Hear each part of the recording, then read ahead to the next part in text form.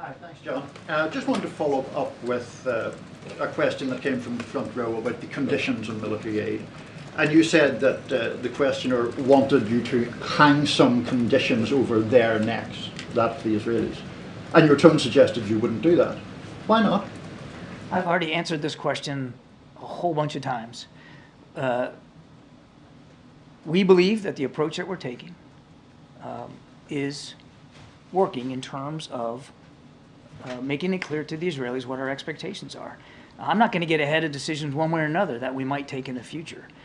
What I'm saying is right now we are continuing to support Israel because they continue to need military assistance, because they continue to face a viable threat.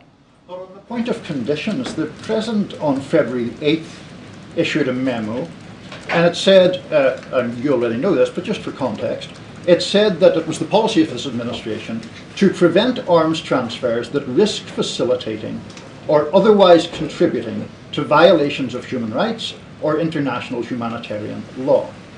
Is firing a missile at people delivering food and killing them not a violation of international humanitarian law? Well, the Israelis have already admitted that this was a mistake that they made. They're doing an investigation. They'll get to the bottom of this. Let's not get ahead of that. Your question presumes, at this very early hour, that it was a deliberate strike, that they knew exactly what they were hitting, that they were hitting aid workers and did it on purpose, and there's no evidence of that. I would also remind you, sir, that we continue to look at incidents as they occur. The State Department has a process in place. And to date, as you and I are speaking, they have not found any incidents where the Israelis have violated international humanitarian law. And lest you think we don't take it seriously, I can assure you that we do. We look at this in real time. They have never violated international humanitarian law ever in the past 5 to 6 months. I'm telling you, the State Department has looked at incidents in the past and has yet to determine that any of those incidents violate international humanitarian law. Go ahead, Nadia. Thank you, Kirby. Mr. Kirby, Israel has killed a senior Hamas leader in Beirut with precision weapons in an area where thousands of civilians were there. They killed senior Iranian officials in Damascus, in the heart of Damascus. It was serious. There were thousands of civilians there as well. Does it make sense to you that a vehicle marked with word Central Kitchen, after coordinating with the Israelis, that they didn't see it? And doesn't this debunk your theory and defense of Israel, that it is difficult for them because Hamas embedded with the civilian population, where they can go after Hamas leaders in the heart of a civilian population in Beirut and in Damascus?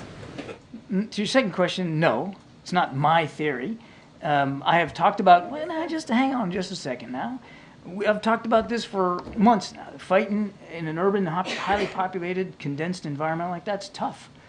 But they have taken strikes against Hamas leaders successfully taken strikes against Hamas leaders in Gaza. I can't speak to what happened in Damascus. That I can only tell you that the United States wasn't involved. So I'm not going to talk about the details of that whatsoever. I'm telling you that they have taken precise strikes against Hamas in Gaza. They have also taken strikes that have been not precise. It looks as if very clearly what happened yesterday is one of those examples. They'll investigate that. And our expectation is, and we've made this clear to them, that they'll come clean about what they've learned. They'll be fully transparent, and if people need to be held accountable, that they'll be held accountable.